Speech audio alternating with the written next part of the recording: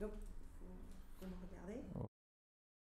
Donc, à l'origine, lorsqu'on a construit donc, le premier forum des Halles, la ville de Paris a conclu ce qu'on appelle des baux à construction avec une société qui est devenue par la suite Unibail-Rodamco et AXA d'ailleurs, qui travaillent sous une entité qu'on appelle la SFHP. Voilà.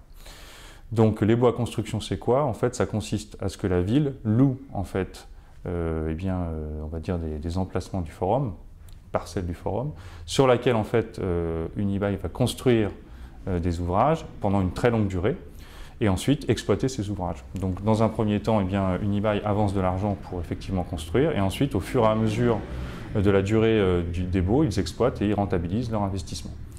Et ce qui était prévu, c'est que ces baux à construction aient une durée particulièrement longue, c'est-à-dire qu'ils devaient durer jusque, pour certains d'entre eux, au-delà des années 2050. Donc ça, c'est ce qui était prévu au moment, donc, qui a été conclu au moment de la construction du premier forum.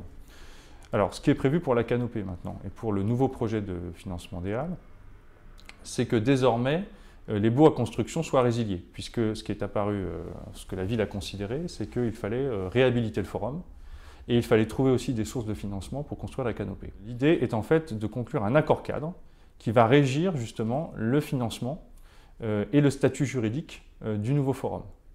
Alors, qu'est-ce qui est envisagé dans ce protocole d'accord?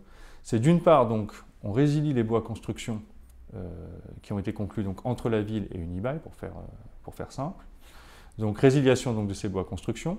Donc, ça veut dire que les baux qui devaient durer jusqu'à 2050, même 2055, eh bien, s'arrêtent maintenant.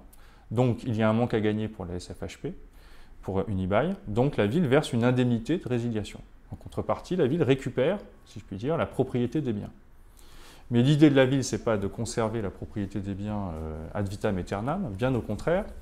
C'est ensuite, effectivement, de faire des travaux. Donc, c'est la ville qui fait les travaux, donc qui finance les travaux. Et ensuite, une fois que ça s'est fait, de céder une partie de ce qu'elle va construire à Unibail-Rodamco.